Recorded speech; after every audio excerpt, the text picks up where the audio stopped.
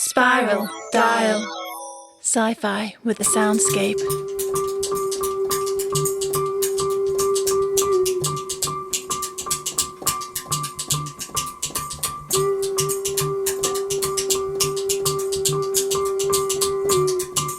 Turning, she barked at the band to pay attention, bringing their heated debate to an abrupt conclusion. That's enough of this rubbish. This woman is in labour. We need to get to the clinic right away. Archie, you take the head end. Jeff, you make sure he doesn't bump into anything. Dustin, you run ahead and keep an eye out for trouble. Silence followed, together with a complete lack of movement. Now would be ideal, unless you want to be delivering this baby yourselves. Archie looked at Jeff. Well, who knew? Turns out you were bang on time after all. They both burst into a fit of giggles. There's nothing funny here. Jessica placed both hands firmly on her hips. We need to crack on. I don't know how much time she has. Archie shrugged. She looks absolutely fine to me. Maybe it's a false alarm. Look.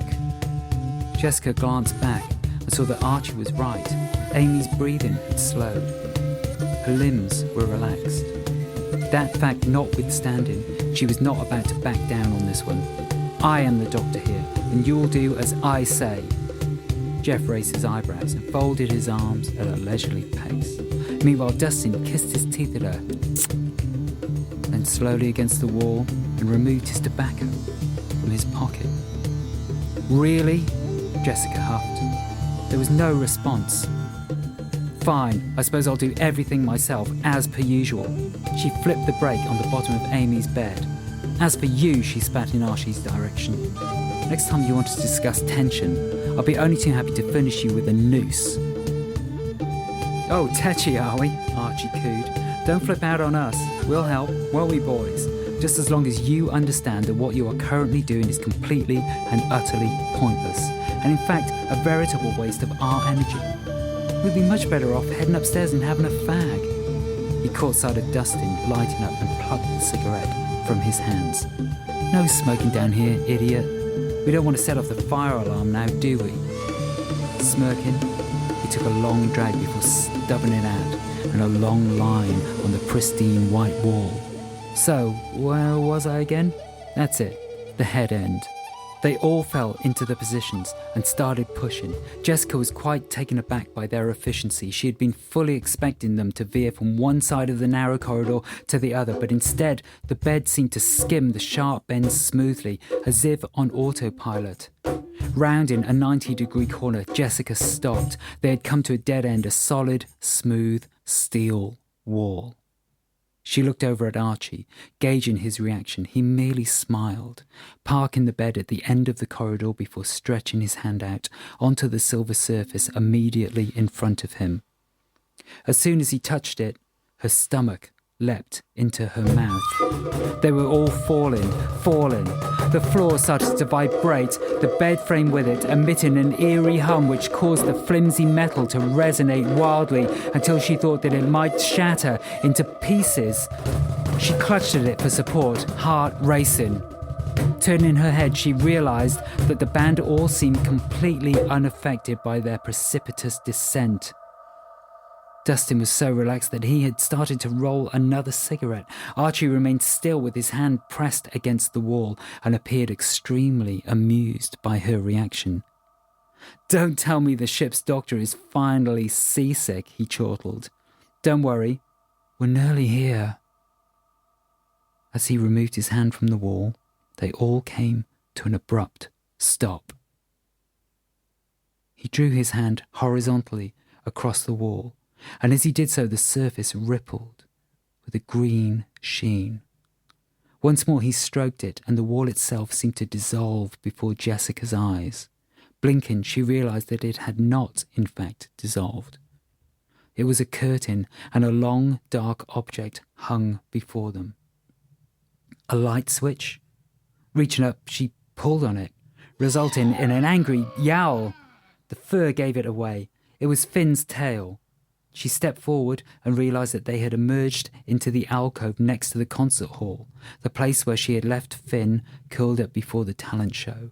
Finn himself seemed in no hurry to move from this comfortable nook. As she peered out of the alcove, she saw a train of grey-haired ladies and gentlemen processing out of the hall and down the spiral staircase. There was no sign of the captain or Patricia. None of the people she saw looked at all familiar. She searched for Ed and his new wife to no avail. Excuse me? Archie tapped on her shoulder. I thought we were in a super desperate hurry a few minutes ago. She turned to look at him. I suppose you're right, but how on earth will we get the bed down those stairs? Oh, that's easy. We push, he replied. You'd better tie the sheet on though, Jeff. We don't want anything going flying. Jeff was already in the process of knotting the sheets to the head of the bed, forming a sort of cradle below Amy's bump. Before Jessica had a chance to protest, he and Archie had launched the bed down the spiral staircase, leaping onto it at the last minute in what could only be described as a precipitous fashion. Coming through, bed ahoy, Archie yelled, clearly delighted by this opportunity to cause chaos. They flew down the staircase, Archie perched at the front of the bed and Jeff to the rear. They knocked people to one side and the other, just like dominoes. Jessica rushed after them, picking them up as best she could. No one seemed injured or even annoyed. In fact, none of them spoke at all. They met her gaze with that familiar, glassy stare, faces blank and unresponsive. By the time she had reached the clinic, Archie and Jeff were already walking down the corridor, freshly rolled fags in hand. She felt a deep sense of abandonment. Wait, aren't you going to help? She tailed off. She heard her own voice, suddenly reedy and pathetic, fall flat in the corridor.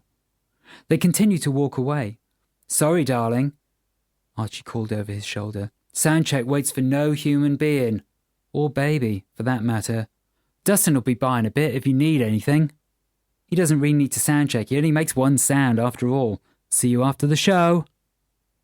Crestfallen, she turned and contemplated the clinic door. As she did so, someone approached in a rush of footsteps. I forgot to say, darling, make sure you've got the speakers turned up for this one. It's looking like it'll be quite the spectacular performance. Archie kissed her on the cheek before he turned tail and fled, leaving a faint odour of old cigarettes in his wake. As they disappeared down the corridor to satisfy their nicotine cravings, a heavy sense of responsibility settled onto her like a shroud. Bracing herself, she entered the clinic. Amy's bed had been placed exactly where she remembered it. Finding the clinic unchanged after everything she had gone through seemed simultaneously reassuring and disorientating. She closely inspected the walls, touching them despite herself, pressing at first gingerly, then harder, as if to push away their relentless and enveloping cold. A sudden urge came upon her to punch and kick and claw at those walls. She had already drawn her fist back, trembling with the desire to destroy this place, before a faint sound stopped her in her tracks. Amy stirred. Her attention was restored to all the tasks she should be doing, yet was not. Flustered, she grabbed the ultrasound trolley and booted up the machine. The baby appeared fully grown on the scan, head engaged and ready to emerge into an uncertain world. There was only a single baby, soon to be alone as everyone else appeared to be on this vessel. But wait, something was very wrong. The blood vessels leaving the heart were in the wrong position. They seemed tangled somehow, backwards maybe, and instead of 4 chambers, the heart had only one, a large void at its centre. The walls of the heart flapped flaccidly with each beat. This child was clearly only kept alive by Amy's aging heart, pumping oxygen through its veins. Her thready pulse fluttered beneath Jessica's fingers. It looked impossible that either mother or baby would survive the birth unless she did something. And she had the power to do something. It was an ill-gotten power, but a power it remained. She sat back in her chair, pondering her options. Before her brain had a chance to engage, she sprang into action, scouring the clinic for the necessary tools. The captain's voice rang in her ears. "Spiral dial is a state-of-the-art vessel," it said, repeating it on an endless loop. It made sense that they would have all the necessary surgical tools on board. But would they have the right equipment to operate on a baby? What were the chances, she thought, of finding a fetoscope here? It seemed impossible, and yet at the same time both necessary and inevitable, that her search would be successful. In a matter of moments, she had found it sterilised and ready to go in a tucked-away cupboard. Scrubbing up, she carefully laid out the tools she would need on a trolley next to Amy's bedside. She tried to wipe her mind blank, but it was no good. To perform this procedure, she would need to remember. The face of Colonel Black filled her memory, those hooded eyes looming over his surgical mask. He used to wear a special surgical cap printed with cartoons. He used to make the older children laugh when he did his rounds. He'd offer them sweet treats and affection, lulled them into a false sense of security. It's true that he wasn't cruel to children, at least not when they were conscious. The children he was cruel to had yet to be born. In his mind, they barely counted as human. He'd told the women it was for their protection. They were all locals who'd got involved with the soldiers, a familiar story. Jessica had been asked to help. It had been presented to her as an unfortunate sequence of events. A rogue squadron had been on a shagging spree. Then it had all kicked off at the front line. She'd been asked to remain behind. The colonel had explained that the army had a responsibility to these women to make sure they were safe. It sounded so improbable now, but back then she'd been hopelessly idealistic. Even so, it had seemed one hell of a coincidence that so many of these women had got knocked up in so short a time. Still, you didn't question your orders. Hers was simple enough: to provide routine antenatal care and meet any medical needs they may have during their stay in the camp. It was certainly a lot safer than the alternative. So that is what she did. For the first couple of months, things seemed straightforward enough. With not much else to do, she developed a good relationship with most of her patients and their families. Most of them were looking forward to their sweetheart's return, dreaming of travelling to England and raising a family together. Colonel Black had promised them that they would take anyone who wished to go their home. Full citizenship granted, no questions asked. It was at the 20-week scans that everything started to go wrong. The first time she saw it, she thought it was a tragic one-off. The baby's heart was twisted, malformed. She told Maria, the mother, that they would have to terminate, watching the light of hope extinguish itself in her eyes. Going to inform the colonel, his reaction was the precise opposite of what she had expected. He leapt to his feet, rubbing his hands together, and rushed to her bedside. "Maria," he said, "I can save your child, but it's not without risk. Do you trust me?" She thanked him effusively, immediately signed all of the paperwork. New procedure, not exactly approved, but promising results in initial trials. Was Jessica willing to assist? Of course she was. She had never carried out surgery on an unborn child before. But she was keen to learn. And when that first operation had tragic consequences for both patients, it had not, after all, been entirely unexpected. Colonel Black had debriefed her over a bottle of whiskey. "It hurts every time," he said, shedding a real tear or two. She went back to her work, scanning baby after baby, all of them with catastrophic problems, one with a blocked windpipe, the next with a faulty heart, another whose spinal cord had not formed properly. Each time Colonel Black offered the mother the hope of a miraculous operation. Each time they signed the forms, and each time they died. She kept meticulous records of each operation and each death, the types of incisions used. Whether the baby had died during the operation, during the rest of the pregnancy, during birth, or shortly after. The end, when it came, always seemed to involve catastrophic bleeding, and the women died along with their children. By this point, Jessica knew well that these procedures were nothing but experiments, and poorly designed ones at that, performed by people lacking proper equipment and training. But she carried on, believing that they were the only chance that the babies had. After all, the mothers knew the risks, and they were willing to take them. Surely it was worth it. At the end, she and the Colonel were left alone at the camp. Not a single child had survived. She dreaded the day that the troops would return and ask for their loved ones. When they did come back, she hid in her clinic trembling for a whole day. But nobody booked in with so much as a sniffle.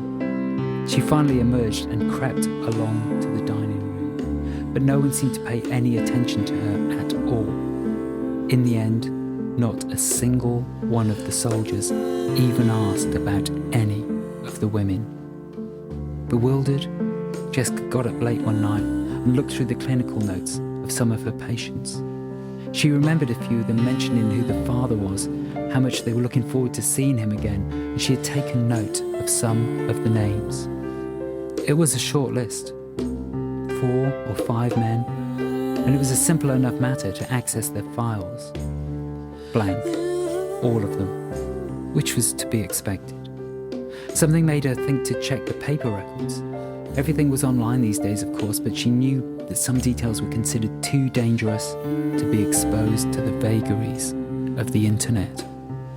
To her surprise, all of the folders contained an unusually complex stamp on the front page, consisting of interlocking green and purple circles, together with 2 words printed in bold, black, capital letters. Operation Comeback. There were no further details given. The realization hit her that these women had not got pregnant by accident, but by design. Hurriedly, she placed the records back where she had found them and returned to her quarters to think, not realizing that her investigations had been noted.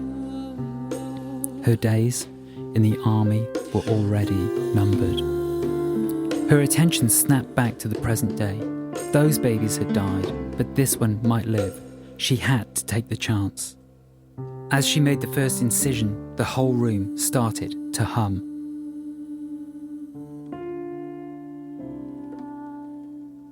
The speakers leapt into life all at once, as if the band knew what she was doing and approved of it.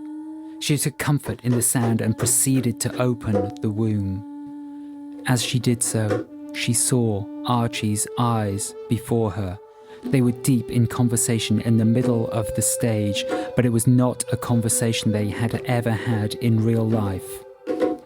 You know this is a complete waste of time and energy, don't you? You can't cheat destiny. We'd be better off going upstairs and having a fag. He cocked his head at her and smirked, crossing his arms.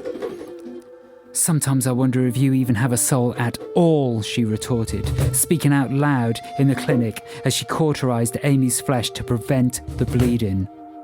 As she did so, the music swirled and increased in volume, such that she could scarcely hear the sound of her own voice in her ears. His voice seemed louder than ever, emanating not from the speakers but from deep inside her brain, as she formed an essential part of her consciousness. Why are you even bothering? You should just give up now. I would if I were in your position. Although, let's face it, your position would simply never happen to someone like me. I mean, you're up to your eyeballs in blood and gore with 100 children's deaths on your conscience, right? And here I am making glorious, world-changing music. Isn't it obvious? She gritted her teeth, trying her best to ignore him. You know, now I'm inside your head, and I can see everything you've ever done. I'm kind of disappointed. I really thought you'd be brighter than this. He turned away, gesturing to his bandmates and the audience at large. Nothing to see here, ladies and gentlemen. I'd stay away if I were you. With that, he vanished, and the room fell deathly quiet. Looking down, Jessica was astonished to see that she had already finished the operation. The incision was both neatly sutured and dressed. Amy's pulse was steady. Lifting the ultrasound probe, she saw that the baby's heart appeared, if not normal, at least functional. She blinked. Could it be possible that she had performed the entire operation while being oblivious of what she was doing? As she marvelled at the results of her handiwork, the door to the clinic burst open behind her. Before she could react, she was pinned down firmly. A sheet of unyielding fabric was wrapped around her eyes, blinding her, and forced around her torso, holding her arms to her sides and her legs together. She struggled, kicking and spitting at her assailants, but to no avail. She was forced to yield. An unnatural silence fell, only broken by the creaking of the wheels and the sound of the sea as she was pushed down the corridor to meet her destiny.